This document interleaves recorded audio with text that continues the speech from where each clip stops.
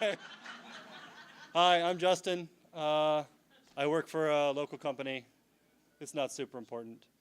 But over the past few months, I have been able to partake in two of the most fulfilling things I've ever done in my information security career. And I'm here to tell you about one of them. Spoiler alert, it's about cyber education.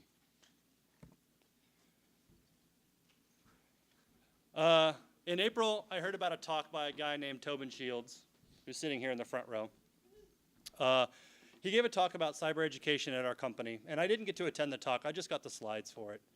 And I went through the slides and I thought this is something that is very, very important. The pipeline for information security personnel it's drying up. Cyber education is not as popular as we'd like to think it is.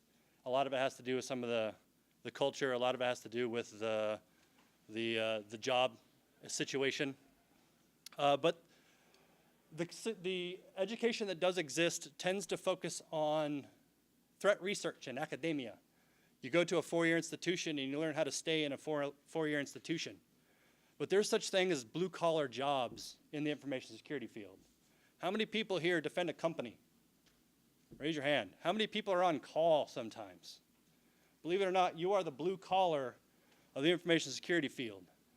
And you are underserved by the community at large, by the infrastructure for education, and by conferences. And this is why I'm super excited that Track B is all dedicated to cyber education and defense this year.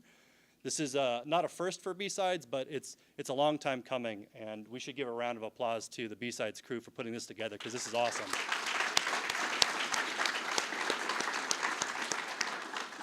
So why? Why is education targeting attack research and academia? Because defense isn't sexy.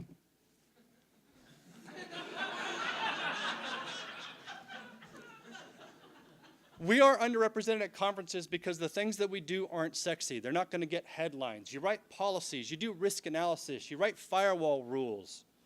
You don't talk about, you don't have fancy names for the things you do and icons for the things you do. The training you get is either on the job or the training you get is from some certification authority that you have to pay an annual maintenance fee from. Academia is failing you. So in May, after listening to Tobin's talk, in May, my boss, Steve Mancine, and I sat down in a coffee shop with a local organization they're now called In for All. They used to be called BEC, Business Education Compact. They're an organization that puts together internships for underserved educational institutions, high schools and colleges mostly.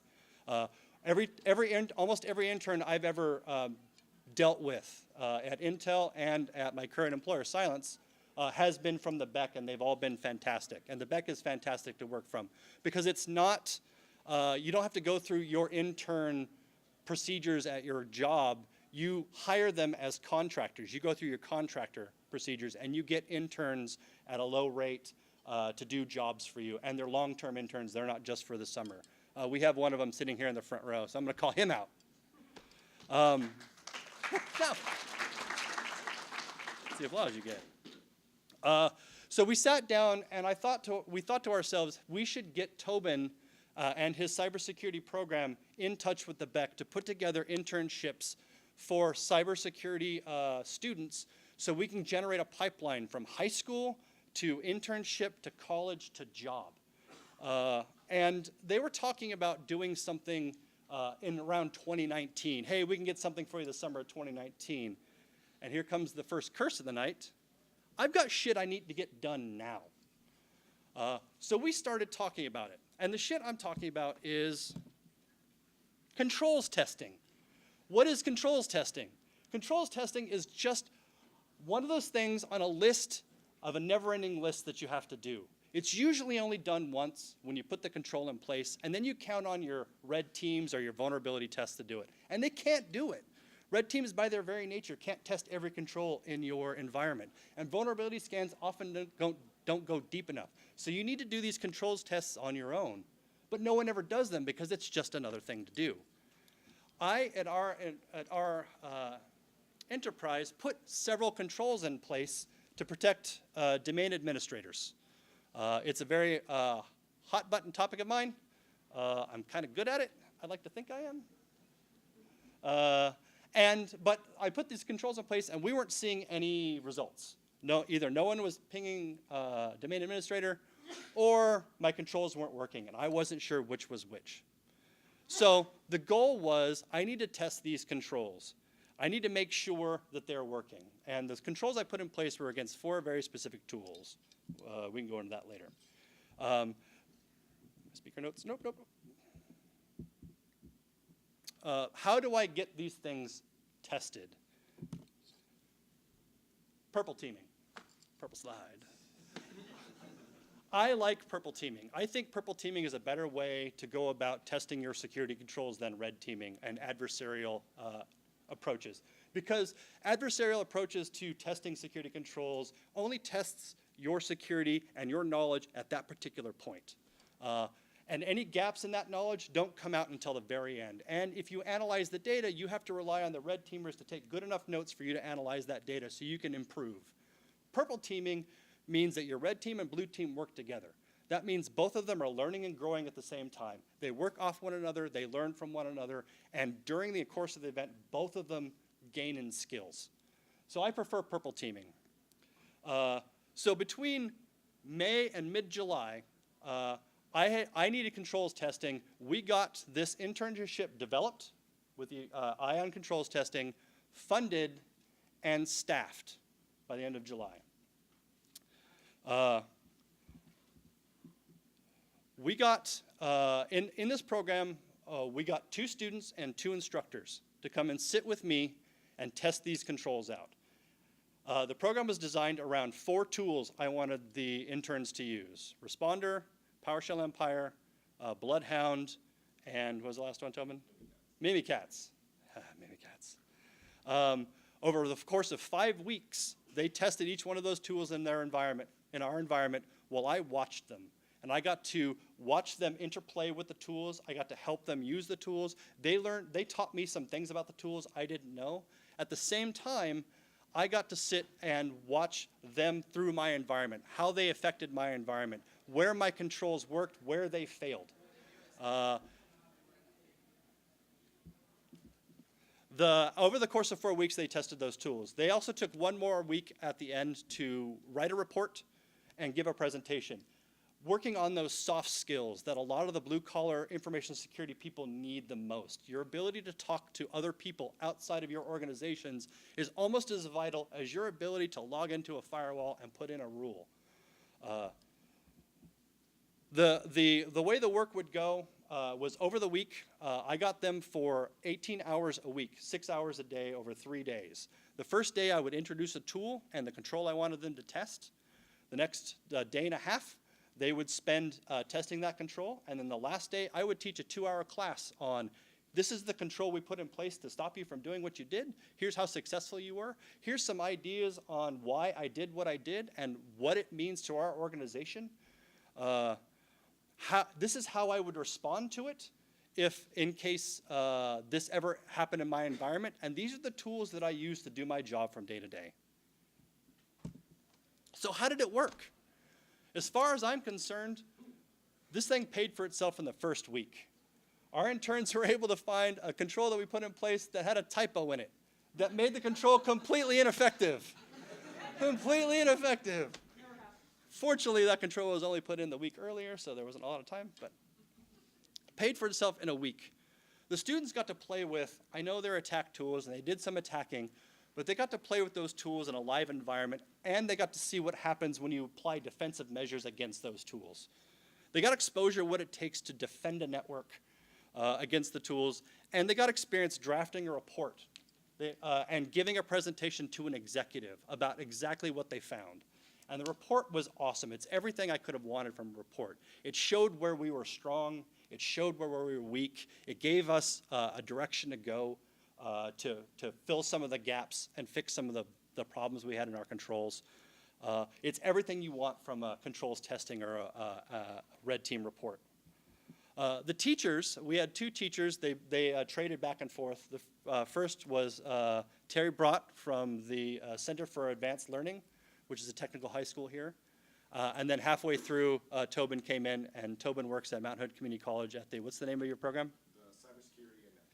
The Cybersecurity and Networking program at Mount Hood Community College. And Tobin's giving a talk at 1, and the reason why I'm giving this talk is because I love the way this guy talks, so I highly advise you guys come at 1 and listen to his talk.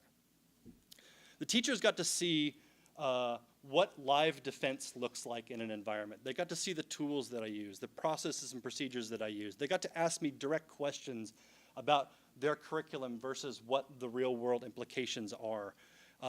And the benefit of this is that they get to now tune their curriculum in such a way that they can give students real world experience and real world goals to attain to. So when they leave Mount Hood Community College, which is a 2-year technical vocational program, they're going to walk out with the skills needed to get that level 1 blue collar information security job.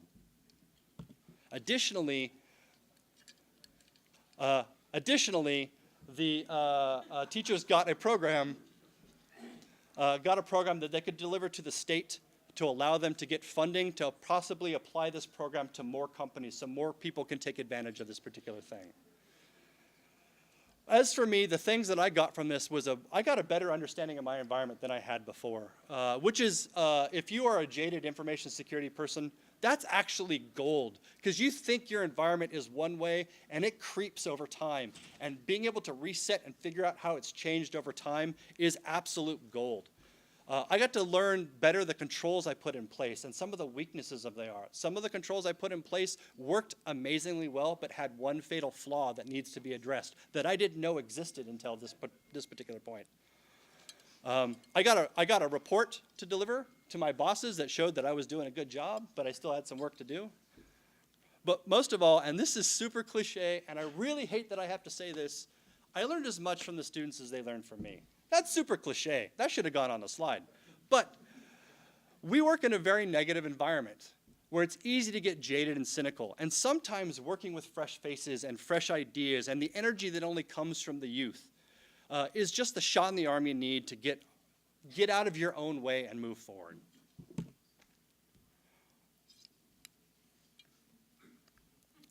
How do you get some of this action? This is actually pretty easy, and I highly recommend going to Tobin's talk and then talking to him afterwards. He's going to have all the best information on how to do this, but I do have obligatory content. First of all, get out your never-ending list of things to do, and find 4 or 5 of those things that are measurable, achievable, and short-term projects. Don't focus on long-term goals. Don't focus on research. Focus on things that are actionable and measurable. Break the list into achievable projects and make sure the barriers for achieving those projects are removed. If there are things that you put in place to stop people from doing things, remove those barriers so they can achieve them. You have a compressed time frame. You want them to be successful. Bake in opportunities to impart knowledge. You have a bunch of knowledge that the educators don't have because you have lots of experience in the field doing real security work, and you need to bake in opportunities to impart that knowledge on them. And don't shirk on the soft skills. If learning how to talk to people about what you do is just as important as your ability to do it. And then at the end, contact Tobin. And Darren Marks, I don't know if Darren's here. He's not here. Darren Marks works at Beck, formerly Beck, now In For All. He was our point contact at getting all of this put together. He was the person who got us our interns. The program he and Tobin are performing, are putting together, is what we took advantage of. And thanks. Now, this usually has a bunch of questions, so I'm prepared to take lots and lots of questions. Anyone? Yes, they were on my live network. Yes, they were attacking real stuff. Yeah.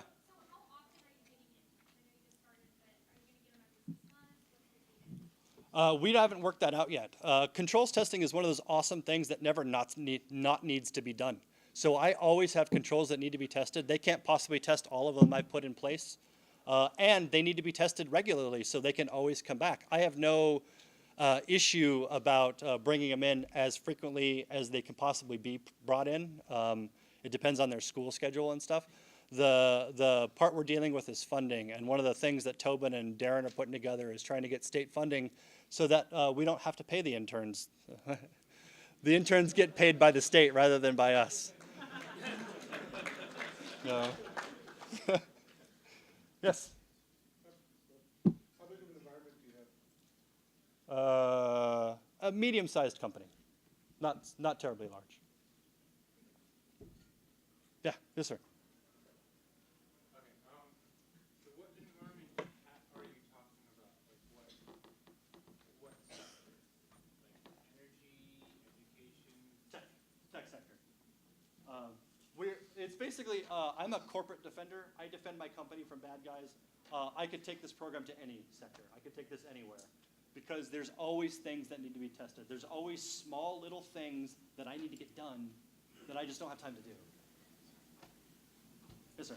Do you have a standardized set of controls that you use, or do you cycle new ones in as each iteration of interns comes into the program? The cycling of controls has nothing to do with the interns. The controls go in place as they're needed, or as the technology changes, or as the infrastructure changes. There are standard sets, but there are things that are, hey, this would be a good idea. Let's try that. It's not a whole idea. Yeah. Yes, sir. What controls did you put around your interns' work? Did they have the ability to take down your entire network, or were they told don't do that? They were told don't do that. I was watching them and monitoring them the whole time. That's the point of purple teaming. And the only control that they could have done harm with was a responder in our environment, and we didn't. If you put barriers in place for them achieving their goal, they're not going to learn as much. They're not going to give you the full amount of testing that you're going to want. If you give them a fictionalized environment, you're going to get fictionalized results. So yeah, don't put them in a place. Don't put them in an opportunity to fail. Put them in an opportunity to succeed. Yes, sir. Did you find that having to monitor the red team or to do the perfect teaming took away from your opportunity to actually look for live active threats, since you were spending a lot of time monitoring the students and seeing what they were doing? Mm-hmm. Did you find that it was Yeah, in a small environment where we have a few resources, yeah, it did. I'm not going to lie. It did take my ability to do my day job. But the benefit is I am better today than I was beforehand. And that's all we can be is better. Yes, sir. How fruitful would be getting tech and, I would say, cybersecurity onto middle schoolers, high schoolers, getting them started in their teens? So that's what the Center for Advanced Learning does. It's a part-time technical high school where you go to your regular high school half-time, and then you go to this high school. And inside there, they have technical tracks. Tobin's probably going to talk all about that at 1 o'clock. Yep. Our interns were high school graduates moving on to college programs. Yes, sir. Yeah, they were sitting right in front of me the whole time. They don't get free run of the building. No. Yes, sir. So one of the things with these types of programs that people run into is that you have to set them up right so that you don't end up spending more time getting the project started and moving than it would take for you to basically internalize the resources and do it yourself. Mm-hmm. So do you have any advice around that, on how to design these things, heuristics we can use to make sure that how it's designed? It's all about keeping the tasks small. If you keep the projects small and you keep them bunched together so they're all thematically lined together, so you don't have interns jumping from one idea to another idea to another idea, so they don't have to do the reset, and that you make the everything measurable in the short term. Your amount of work for pre-work is just getting them onboarded at that point, and then maybe setting up the environment so that they'll be successful. That took me a little bit of time. I'm not going to lie. It did take me a little bit of time. The report I got out of it was well worth my time. Yes? What advice do you have for overcoming organizational objections? So you might be brought in, you want to launch a program like this, but there might be concerns about the time it takes to do it for you, resources being allocated, sustainability. I had to present this to my my VP, who's in charge, and I sold it with Mount Hood Community College offered to rename their computer lab after us.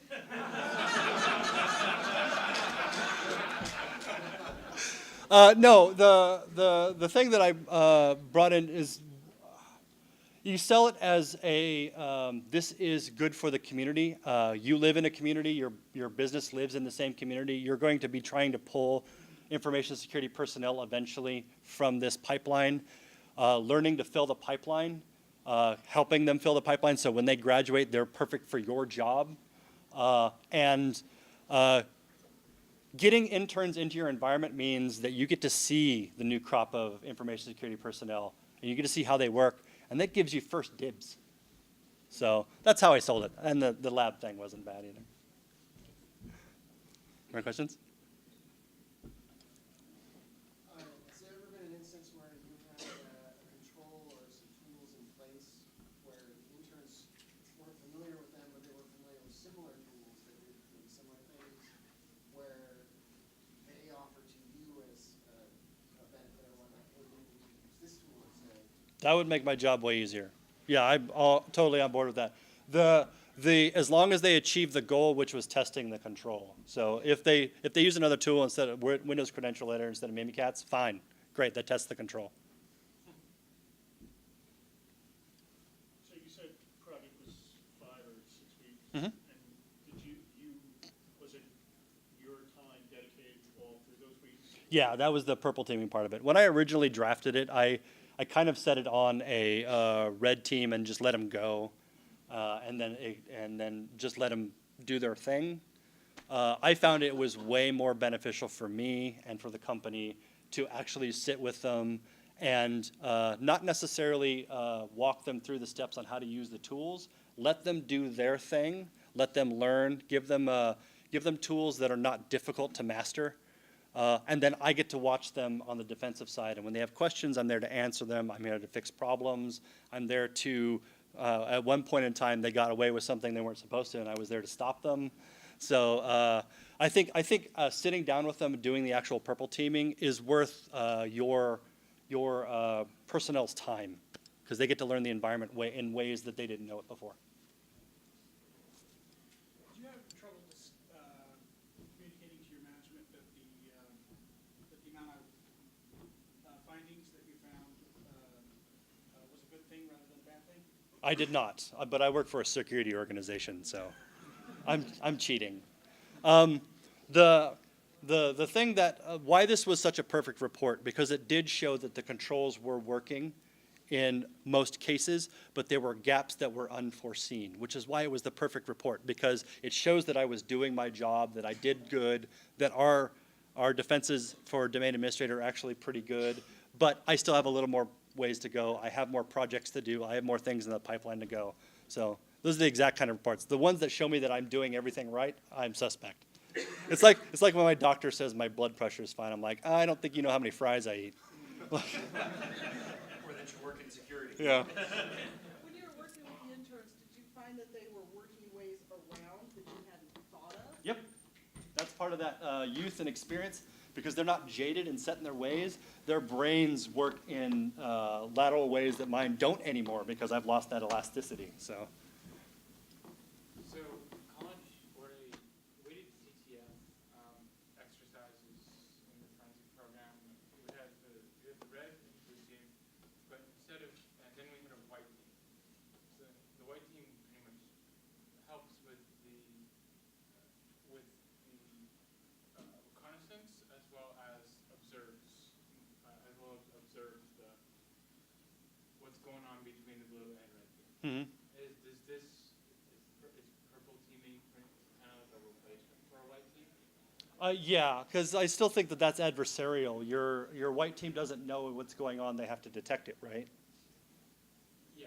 Yeah, so purple teaming, they know exactly what's going on. They know what time servers were compromised. They know exactly what servers are compromised. They know how they were compromised. That means they can go through all of the data to see if there's anything there to build a new control with. Pretty much as it's happening, the Yep. blue and red team are telling each other. Yeah, yes, yes, yes. In fact, I recommend taking a blue person and sticking them on the red team, teaching them how to red team, and then while they're doing that, also doing their blue team activities. I think, who's got the time? Because I think my time's up. No, there's supposed to be someone who's got my light. Nobody has the light? All right. Well, 11:30. That's my time's up, everybody. I got 4 minutes. All right. Any more questions? What are your recommendations for teaching soft skills? Just have them do it. We had them write the report, and as they were writing the report, I was editing the report saying, hey, you're talking to these types of people, you need to include this information. You're talking to these types of people, you need to move this type of information because executives don't need all the details, and some people do need all the details. I helped them write the presentation to make sure that they delivered the right information to my executive when they gave the presentation.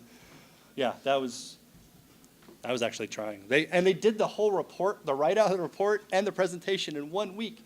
How many red team organizations have you ever dealt with has done a report in a week? Have you ever thought of using internal employees, still the newer level ones, to fill in this as opposed to interns? Yeah, probably if I had them, that'd be great. I just don't have them yet. It also doesn't count when I accidentally break things. Yeah, and he accidentally breaks all the things. No, using internal employees is great if they're interested in it. And I really enjoyed using interns because one thing I learned when I was at Intel, I went down to Costa Rica and went and taught a class down in Costa Rica to the SOC down there. And SOC personnel, how many people are in a SOC? Your job sucks, doesn't it? It sucks. It's a very stressful job, and it is repetitive and not necessarily rewarding. And when I went down there to teach the SOC people some APT hunting stuff, they were so excited about it. They just wanted to learn. They just wanted to be there and learn everything that they could because their career depended on it to get them out of the SOC. And that's what the interns were like. They just wanted to learn. They just wanted to be there. They just wanted to play around and show me things that I hadn't seen before. So, gray shirt. The reason I think that kind of is a lot of SOCs right now are pretty much set up for their analysts to be alert monkeys, rather than a lot of analysts just want to find stuff on their own, but a lot of the times their environment doesn't allow for that. It's the ultimate blue-collar job. That's exactly what I'm talking about. We have the exact opposite problem, which is that we have provided endless resources and endless data to our analysts, and none of them have the initiative to go and find this stuff. We're like, I would love to teach you. Let me sit down and show you these things. We go, oh, okay. And we get nothing out of them. You have to find hungry ones. Yes and no, but you can also make them hungry ones if you can learn how to talk to them in the way that they want to understand it.